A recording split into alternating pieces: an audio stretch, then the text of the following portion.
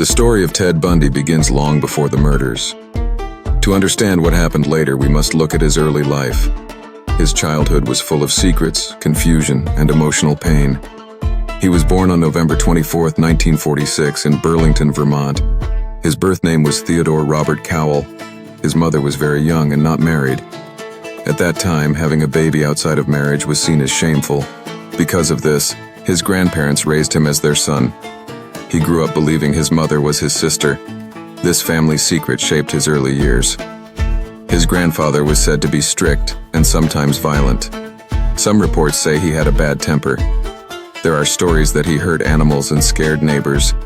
It is not fully clear how much of this is true, but it shows that the home may not have been peaceful. As a young child, Ted was quiet. He did not have many close friends. People described him as shy but polite. He did well in school. He was smart and could focus when he wanted to. Teachers saw him as an average student who did not cause trouble. But inside, something may have been different. When Ted was a teenager, he discovered the truth about his birth. He learned that the woman he thought was his sister was actually his mother. This truth shocked him. Some experts believe this moment deeply affected him. He may have felt betrayed. He may have felt shame and anger. During his teenage years, he began to show strange behavior. He became very concerned with his appearance. He wanted people to see him as important and successful. He did not like feeling rejected. He also began to steal small items. These were not large crimes, but they showed a willingness to break rules. He learned that he could lie and not get caught. This may have given him confidence in the wrong way. After high school, he attended the University of Washington. At first, he struggled. He changed majors several times. He wanted to become someone important, maybe a lawyer or a politician. He dreamed of power and respect. While in college, he fell in love with a young woman from a wealthy family. She was beautiful, confident, and came from money. Ted admired that lifestyle. He wanted to be part of it. But the relationship did not last. She ended it because she felt he lacked direction and ambition. This rejection hurt him deeply. Some experts believe this breakup was a turning point. After this, his personality seemed to change. He became more controlled, more careful, more determined to appear successful. He transferred schools and studied psychology. He worked on political campaigns. He even worked at a suicide hotline. People who knew him during this time described him as kind and calm. Some women trusted him easily. This is one of the most disturbing parts of his story. On the outside, he appeared normal, friendly, intelligent, helpful. On the inside, darker thoughts were growing. There were early warning signs. As a young boy, he reportedly looked at violent magazines. He was fascinated by control and dominance. Some psychologists believe early exposure to violence can shape a developing mind. It does not always lead to crime, but in his case, it may have played a role. He also had a strong need to feel powerful. When he felt rejected, he reacted strongly. He did not handle failure well. Friends later said he could suddenly become cold. His mood could change quickly. He cared deeply about how others saw him. By his early 20s, he had learned how to hide his real feelings. He practiced smiling. He practiced speaking confidently. He studied how successful people behaved and copied them. This ability to pretend would later help him gain victims' trust. At this point in his life, no one could imagine what he would become. He had no criminal record for violence. He seemed like a normal young man trying to build a future. But beneath the surface, anger and fantasy were mixing together. Some experts believe serial killers often begin with fantasy. They imagine control. They imagine power. Over time, fantasy can grow stronger. For some individuals, it becomes an obsession. There is no single reason why someone becomes a killer. Childhood secrets, emotional pain, rejection, personality disorders, and brain chemistry may all play a role. In Ted's case, we see early instability, hidden identity, emotional wounds, and a need for control. These factors do not excuse what happened later, but they may help explain how a normal-looking young man slowly became one of the most feared killers in American history. As he entered adulthood, he appeared to be building a bright future. He dated again. He studied law, he volunteered in politics. But at the same time, something else was beginning. Very soon, young women would begin disappearing, and the world would start to see the true face behind the charm. After college, Ted worked many different jobs. He studied psychology. He became involved in politics. He helped in election campaigns. He even worked for the Republican Party in Washington state. People who worked with him described him as serious and polite. He listened carefully. He spoke in a calm voice. He did not look dangerous. He also volunteered at a suicide hotline. This is one of the most shocking facts about his life.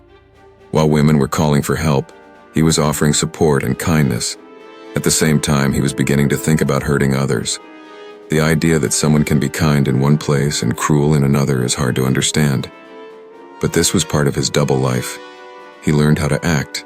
He learned how to hide. Ted cared very much about how people saw him. He wanted to look smart and successful. He wore clean clothes. He kept his hair neat. He practiced speaking confidently. If someone met him for the first time, they would not feel afraid. He understood that trust is powerful. If people trust you, they lower their guard. They stop being careful. Ted used this to his advantage. Many serial killers attack suddenly and use force. Ted often used something different. He used kindness. He pretended to need help. He sometimes wore a fake cast on his arm. He would ask women to help him carry books or load something into his car. He acted weak. He acted polite. When someone helps you, you feel safe. That is how he trapped many of his victims. In 1974, young women in Washington state began disappearing. At first, the cases did not seem connected. Police thought they were separate crimes. Some families hoped their daughters had simply run away. But they had not. The first confirmed attacks happened near college campuses. Most of the victims were young women with long hair, often parted in the middle. They were students. They were kind. They had their whole lives ahead of them. Ted would approach them in public places, sometimes at a park, sometimes at a college, sometimes at a shopping center. He would introduce himself as Ted. He smiled. He spoke softly, and then he would ask for help. Witnesses later said he seemed harmless. Some even remembered thinking he was handsome. This charm became one of his most dangerous weapons. During this time, Ted's violent fantasies were becoming stronger. Experts later said he likely had deep anger toward women. Some believe this anger came from rejection in his younger years. Some believe it came from a need to feel power and control. When he attacked, it was not only about killing, it was about control. He wanted to decide who lived and who died. He wanted to feel powerful. This feeling became addictive. The more he killed, the more confident he became. And because he was not caught right away, he believed he was smarter than the police. One of the reasons he avoided capture for so long was his movement between states. After crimes in Washington, similar crimes began happening in Oregon, then in Idaho, then in Utah. At that time, police departments in different states did not share information easily. There were no advanced computer systems like today. Cases were handled separately. Ted understood this weakness. He changed locations often. He drove long distances. He knew that if police in one state were looking for him, another state might not even know his name. This allowed him to continue his double life. In one city, he was a volunteer and law student. In another, he was a killer. During this period, Ted was in a serious relationship with a woman named Elizabeth Klopfer. She was a single mother. She trusted him. She loved him. She knew him as kind and caring. He helped her daughter with homework. He cooked meals. He acted like a normal partner. She did not know about the murders. This is one of the most confusing parts of his story. How could someone spend the day playing with a child and then drive away at night to commit terrible crimes? This is the true meaning of a double life.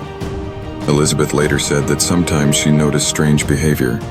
There were nights when he would leave without clear explanation. There were times when she found items she did not understand, like a bag of women's clothing that was not hers.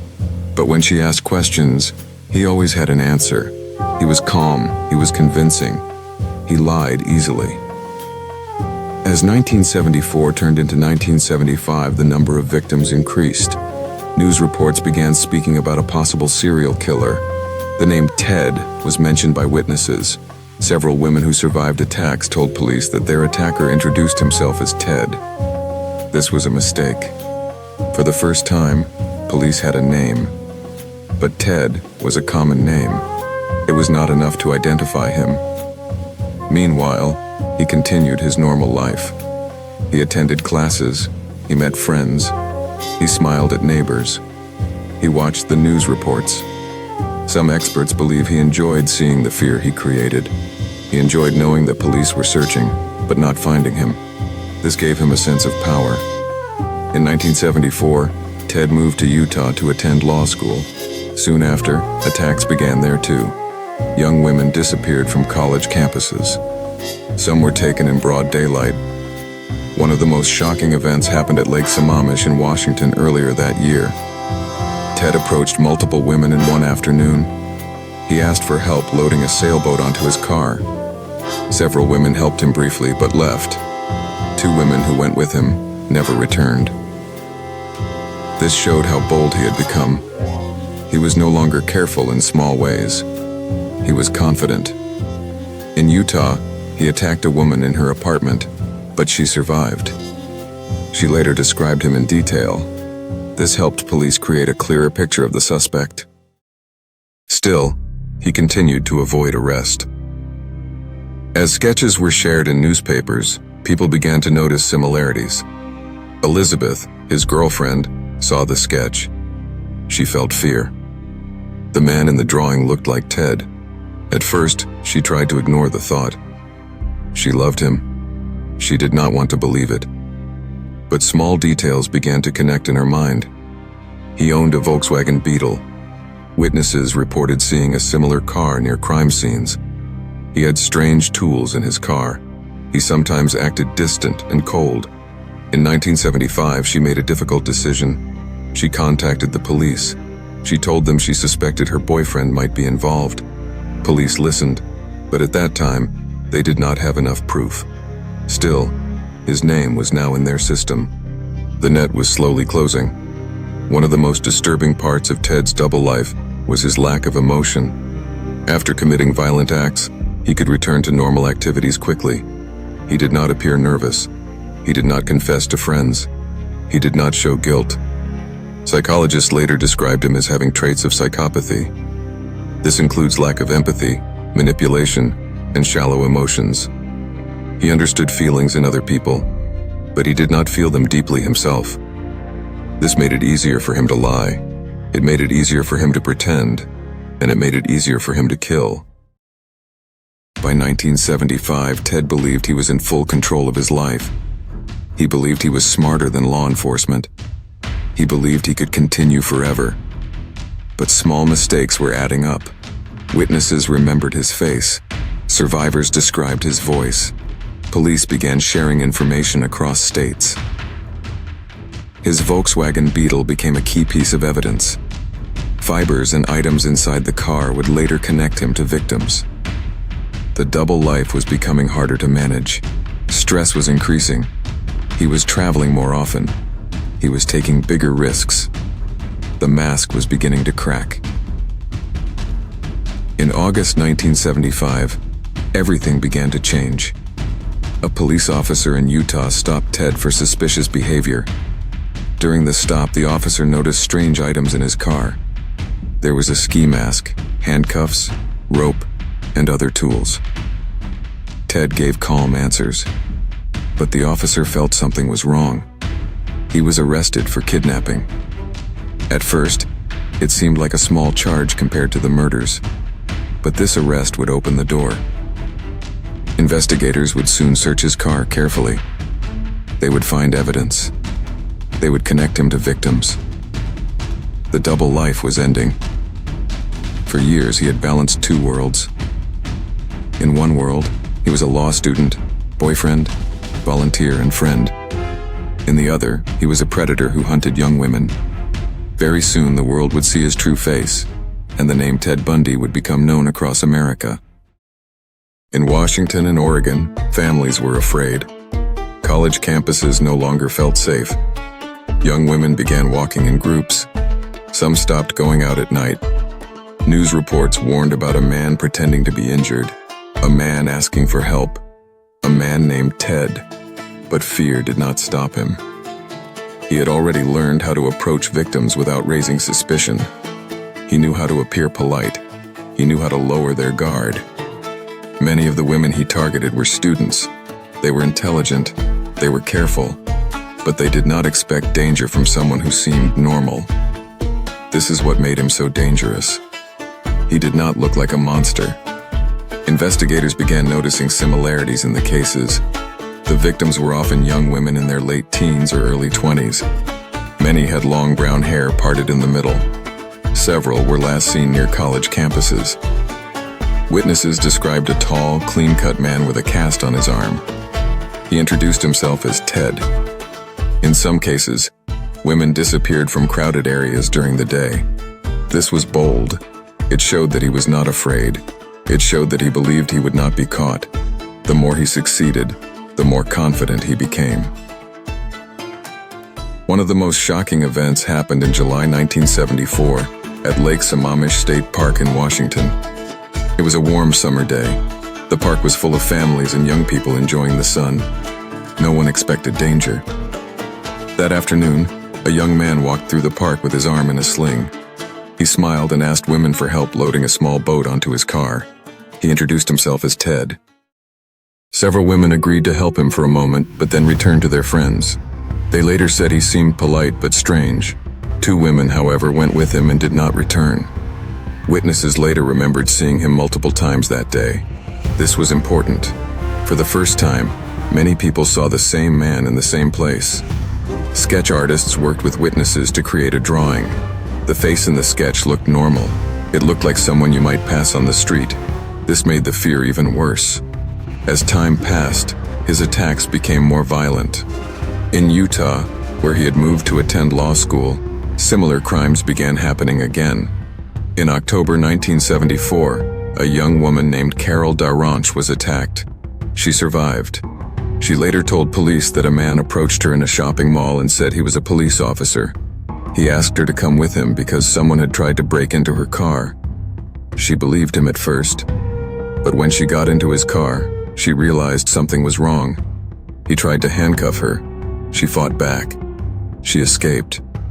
Her survival was important. She gave a clear description of her attacker. Police began to connect the cases between Washington and Utah. For the first time, they were getting closer. Up to this point, he had relied on deception. He pretended to be injured. He pretended to be a police officer. He pretended to need help. But as his confidence grew, he became less careful. He began breaking into homes at night. He attacked women while they slept. This was different. This was more personal. It showed that his desire for control was growing stronger. In some cases, he returned to crime scenes. This behavior shocked investigators later. It showed how deeply disturbed he was. But at that time, police still struggled to gather enough evidence. In August 1975, a police officer stopped him in Utah. The officer noticed suspicious behavior. When he searched the car, he found strange items: handcuffs, rope, a ski mask, and other tools. He was arrested for kidnapping Carol Daranch. At first, this charge did not connect him to the murders, but it was the first crack in his double life. He acted calm during questioning. He denied everything. He said the items in his car were normal, but witnesses identified him. In 1976, he was found guilty of kidnapping and sent to prison in Utah. For many criminals, prison is the end. For him, it was not. While in prison, investigators from Colorado connected him to another murder case. He was transferred to Colorado to face trial for the murder of Corinne Campbell. This move was important. Colorado allowed cameras in the courtroom. News reporters began covering the trial closely. For the first time, the public saw him clearly. He did not look afraid. He smiled at cameras. He spoke with confidence. Some people were surprised by his appearance. He did not look like what they imagined a killer to look like. This attention fed his ego. He enjoyed being watched. During his trial in Colorado, he made a strange decision. He chose to act as his own lawyer. This allowed him to move around the courtroom without handcuffs. It allowed him access to the law library. He believed he was smarter than the system. He studied legal books. He questioned witnesses. But this confidence would lead to a shocking event. In June 1977, he escaped from a courthouse in Colorado. He jumped from a second-floor window and ran. For 6 days, he hid in the mountains. This escape shocked the country. How could a murder suspect simply run away? He was captured again, tired and hungry. But he did not stop trying. Later that year, in December 1977, he escaped again. This time, he crawled through a small hole in the ceiling of his jail cell. He had slowly cut the hole over time. He lost weight on purpose to fit through the space. This escape was planned carefully. And this time, he made it much farther. He traveled through several states. Eventually, he reached Florida. Police did not know where he was. He was free again in January 1978. Only weeks after escaping, he attacked again. In Tallahassee, Florida, he entered a sorority house at Florida State University. Inside, young women were sleeping. In a short and brutal attack, he killed 2 women and injured others. This crime shocked the nation. It was fast, it was violent. It showed that he had become even more dangerous. Soon after, he attacked another young woman in her apartment. The violence had intensified. The control he once sought through deception had turned into open brutality. In February 1978, he was arrested again in Florida after a police officer stopped him for suspicious behavior. This time, the evidence was strong. Witnesses identified him. Physical evidence connected him to the sorority house attack. He could no longer hide behind charm alone.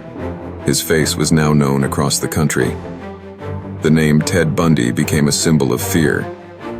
As his crimes became public, the media focused heavily on him. Newspapers printed his image. Television stations covered every detail. Some people could not believe that someone who looked so normal could commit such terrible acts. Experts began studying his behavior. They tried to understand how he fooled so many people. They examined his childhood. They examined his personality. But for the families of the victims, there was only grief. While the world watched court hearings, parents were burying their daughters. While cameras followed his expressions, families were left with empty rooms.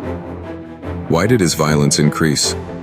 Experts believe that serial killers sometimes experience what is called escalation. The fantasy grows stronger over time. The need for control increases. The crimes become more intense. At first, he relied on tricks. Later, he relied on force. At first, he attacked in secret. Later, he attacked boldly. His need for power overcame his caution, and this made him easier to catch. By 1978, there was no more double life. There was no more hiding behind a normal image. He was now seen clearly as a serial killer. The evidence was strong. The witnesses were many. The public fear was real. But even as he sat in jail in Florida waiting for trial, he continued to act calm. He continued to smile. He continued to speak with confidence. Some said he still believed he could escape justice. But this time the system was prepared. Security was stronger. Evidence was clearer. And the nation was watching.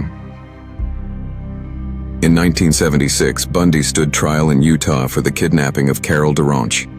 She was the woman who had escaped from his car after he pretended to be a police officer. She testified in court. She looked at him and said he was the man who attacked her. Bundy listened calmly. He did not show strong emotion. He did not shout. He did not cry. He acted like he was confident. But the jury believed Carol. He was found guilty of aggravated kidnapping. He was sentenced to prison. For many criminals, this would have been the end of the story. But Bundy believed he could outsmart the system.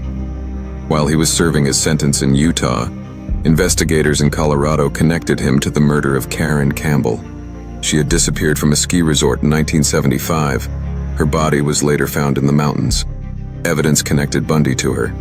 Colorado requested that he be transferred to stand trial there. In 1977, he was moved to Aspen, Colorado. This transfer would change everything. In Colorado, Bundy made a surprising decision. He chose to represent himself in court. This meant he would act as his own lawyer. This decision gave him special privileges. He was allowed to move freely in the courtroom. He could visit the law library without handcuffs. He could speak directly to the judge. Some people believed he did this to delay the trial. Others believed he enjoyed the attention. He liked speaking in public. He liked feeling important. He liked being watched. The courtroom became a stage, and he treated it like a performance. On June 7, 1977, something unbelievable happened. During a break in his trial, Bundy was alone in a courthouse library. He had asked to review legal documents. There were no guards inside the room at that moment. He saw an open window. Without hesitation, he jumped from the second floor. He landed on the ground below and ran. It was a bold move. The news spread quickly. A murder suspect had escaped in the middle of his trial. Police began searching the mountains around Aspen. They used helicopters. They searched forests and cabins. For 6 days, he hid in the wilderness. He stole food. He lost weight. He became tired and cold. Finally, he was found and arrested again. The public was shocked. How could this happen? But even this capture did not stop him. After being returned to jail in Colorado, security was increased. But Bundy was patient. In his cell, he began studying the ceiling. He noticed a small opening above him. Over time, he slowly made the hole bigger. He used simple tools. He worked at night when guards were less alert. He also lost weight on purpose so he could fit through the small space. On December 30th, 1977, he put his plan into action. He climbed into the ceiling. He crawled through the space above the jail. He dropped down into the jailer's apartment, which was empty at the time. He walked out the front door. He was free again. This second escape made national headlines. People were angry, police were embarrassed, and fear returned. A suspected serial killer was loose. After escaping Colorado, Bundy traveled across the country. He took buses. He used stolen credit cards. He changed his appearance slightly. He eventually arrived in Florida. At this time, police in several states were looking for him. His face was on posters. His name was in newspapers. But he managed to avoid detection for weeks. In Florida, he used a false name. He rented a room near Florida State University in Tallahassee. He had no job. He had little money. He was desperate. And desperate men can be very dangerous. In January 1978, Bundy committed one of his most brutal crimes. Late at night, he entered the Chi Omega sorority house at Florida State University. Inside, young women were asleep. In a short period of time, he attacked multiple women. 2 were killed. 2 others were seriously injured. The attack shocked the country.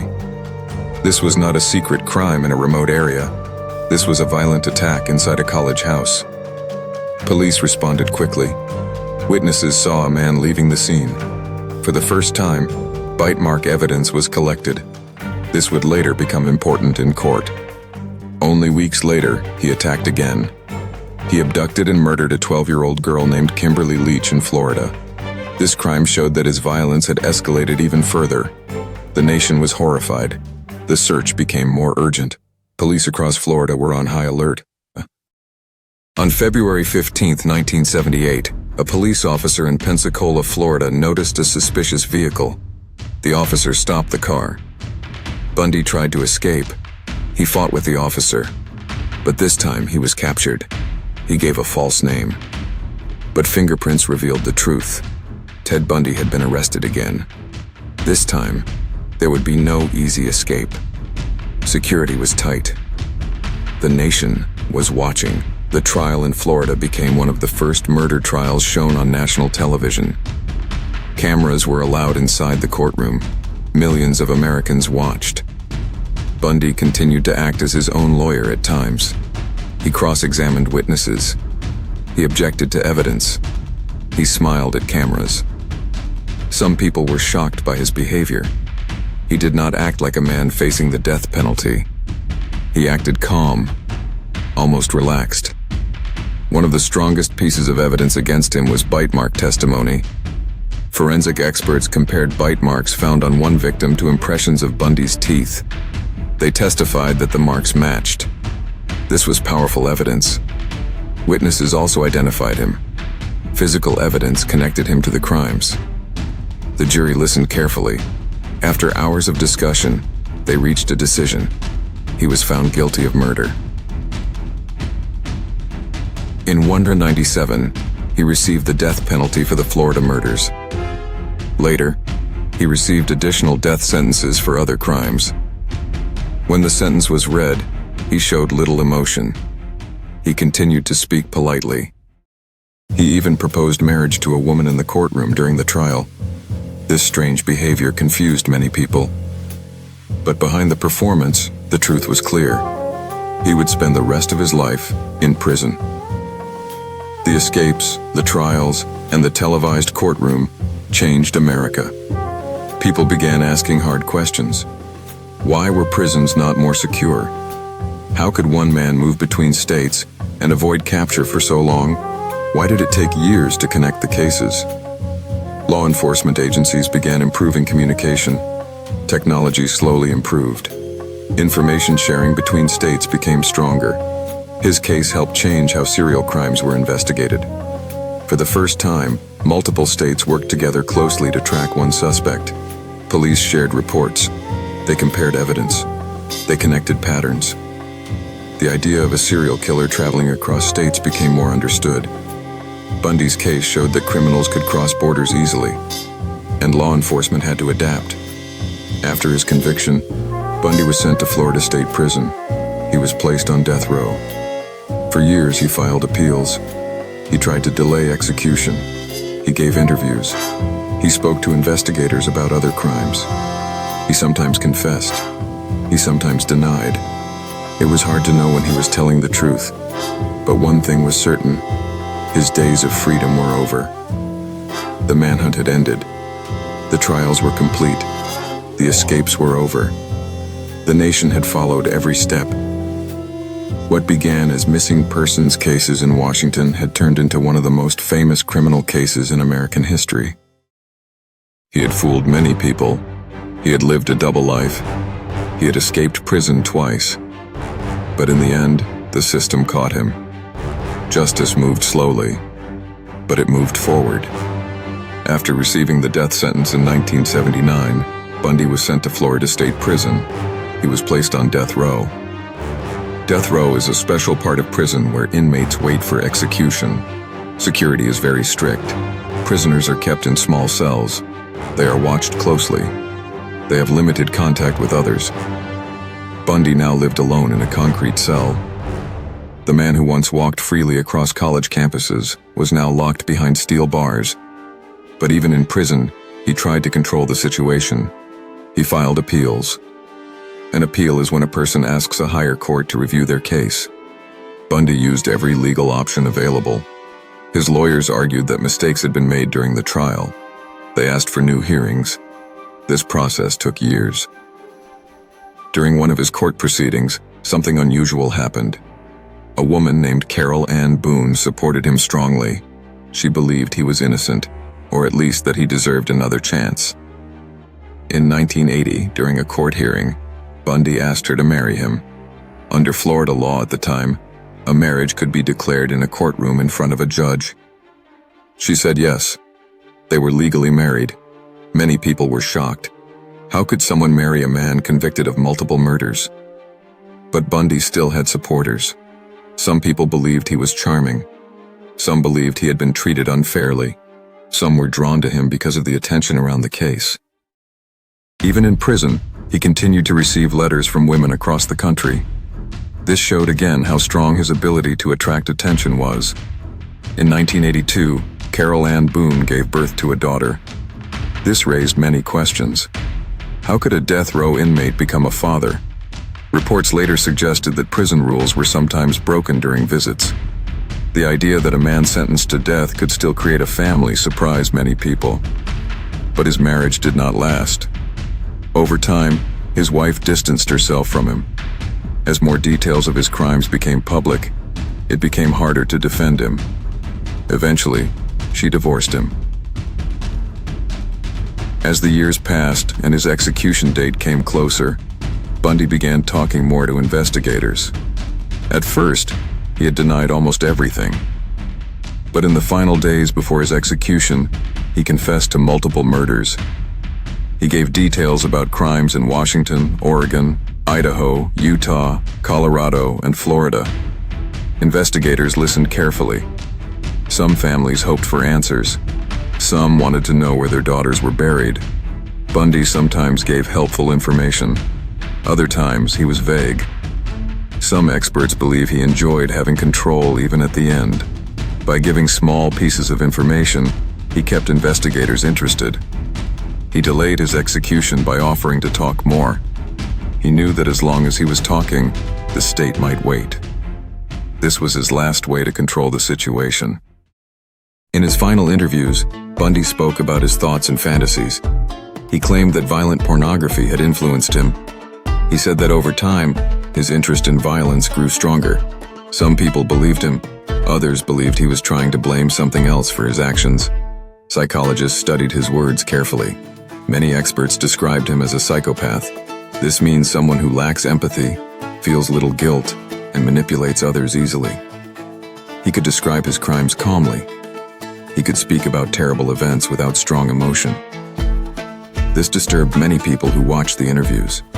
As his execution date approached in January 1989, his lawyers filed final appeals. They argued that he should receive more time. They argued about legal technicalities, but the courts denied the requests. The governor of Florida at the time, Bob Martinez, signed the death warrant. The date was set, January 24th, 1989. The electric chair would be used. News of the execution date spread quickly.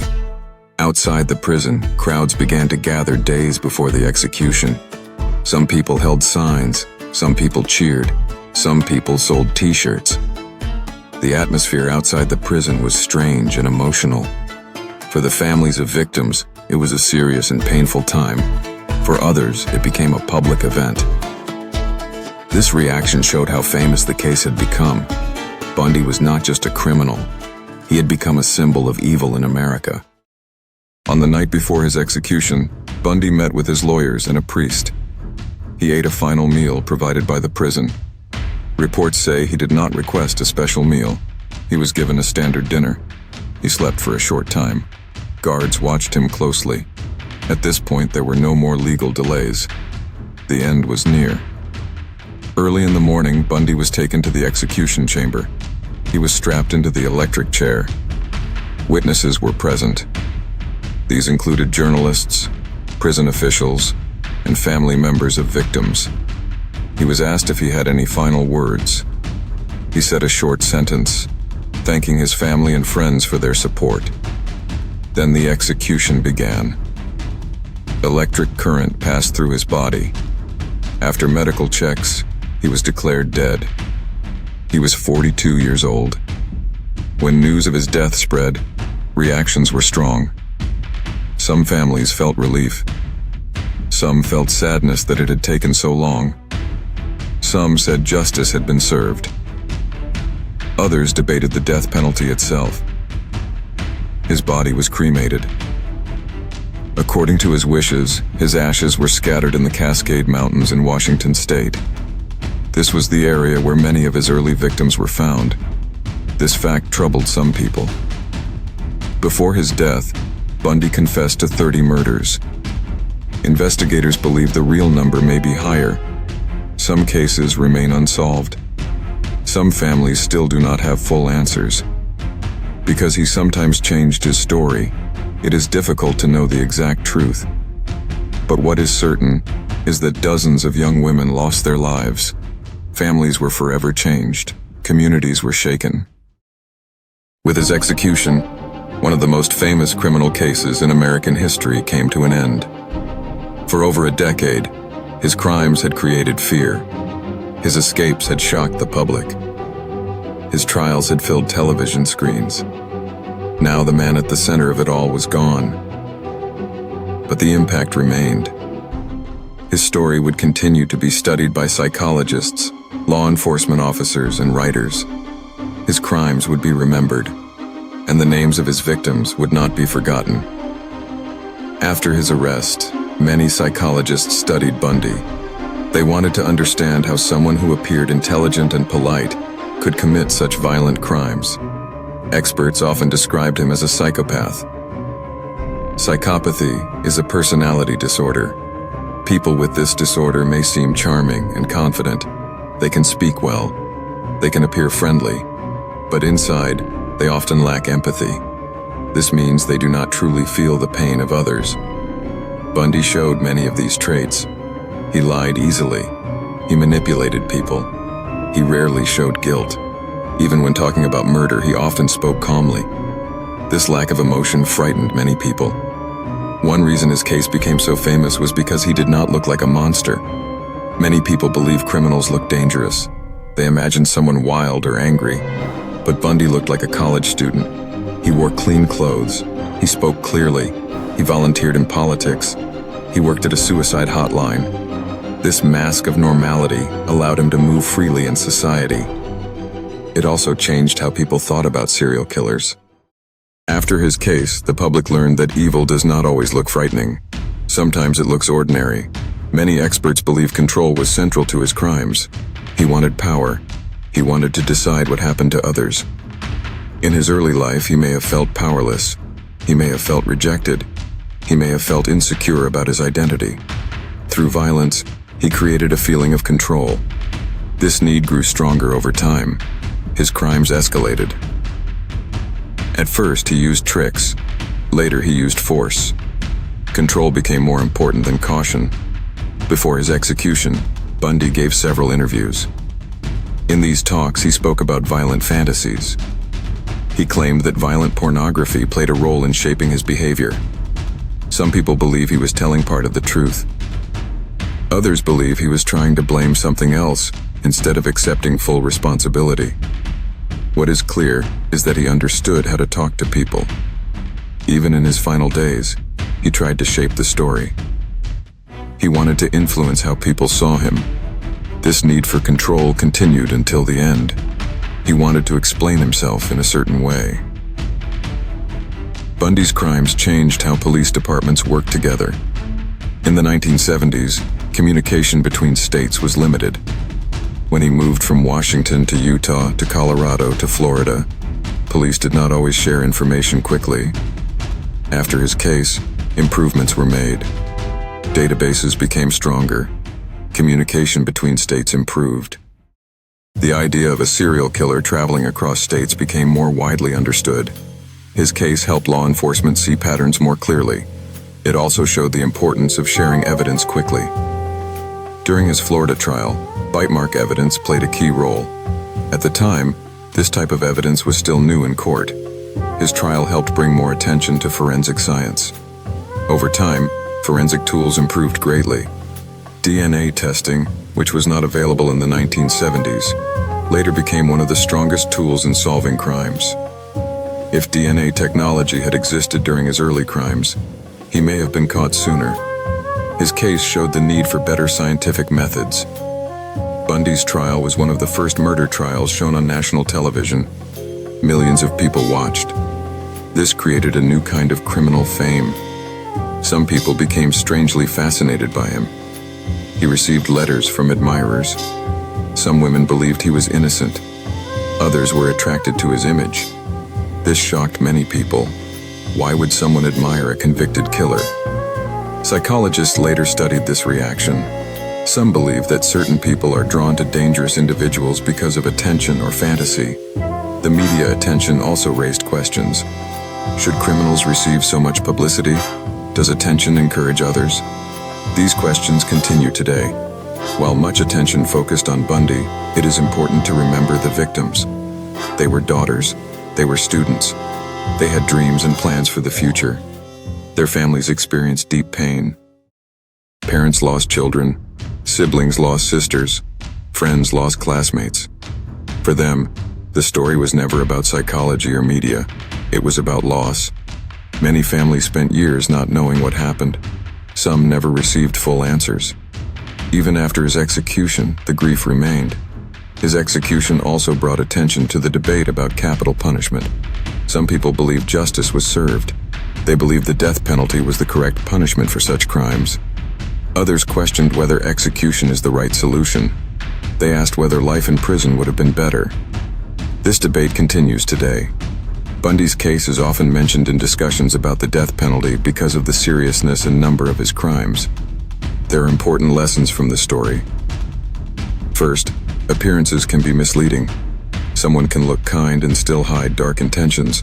Second, communication between law enforcement agencies is critical. Sharing information saves lives. Third, early warning signs should be taken seriously. Survivors who report crimes provide important information. Carol Daronch's survival and testimony were key moments in his capture. Listening to victims matters. More than 3 decades after his execution, books and documentaries continue to explore his story. His name is still known. But his legacy is not only about fear, it is also about change. His crimes pushed law enforcement to improve. They pushed society to look deeper into criminal psychology. They reminded people to be cautious, even in everyday situations. Parents lost children, siblings lost sisters, friends lost classmates. For them, the story was never about psychology or media. It was about loss. Many families spent years not knowing what happened. Some never received full answers. Even after his execution, the grief remained. His execution also brought attention to the debate about capital punishment. Some people believed justice was served. They believed the death penalty was the correct punishment for such crimes. Others questioned whether execution is the right solution. They asked whether life in prison would have been better. This debate continues today. Bundy's case is often mentioned in discussions about the death penalty because of the seriousness and number of his crimes. There are important lessons from the story. First, appearances can be misleading. Someone can look kind and still hide dark intentions. Second, communication between law enforcement agencies is critical. Sharing information saves lives. Third, early warning signs should be taken seriously. Survivors who report crimes provide important information. Carol Daronch's survival and testimony were key moments in his capture. Listening to victims matters. More than 3 decades after his execution, books and documentaries continue to explore his story. His name is still known. But his legacy is not only about fear, it is also about change. His crimes pushed law enforcement to improve. They pushed society to look deeper into criminal psychology. They reminded people to be cautious, even in everyday situations. However, it is important that his name does not overshadow the victims. They are the true reason this story is told, not to remember him, but to remember what was lost. The story of Ted Bundy is disturbing because it challenges simple ideas about good and evil. He was intelligent, he was educated, he was charming, yet he committed terrible crimes. Understanding his psychology helps experts prevent future crimes, but it does not erase the pain he caused. In the end, his life shows how dangerous manipulation and lack of empathy can be. It shows how evil can hide behind a smile, and it reminds us that justice, though sometimes slow, can still arrive.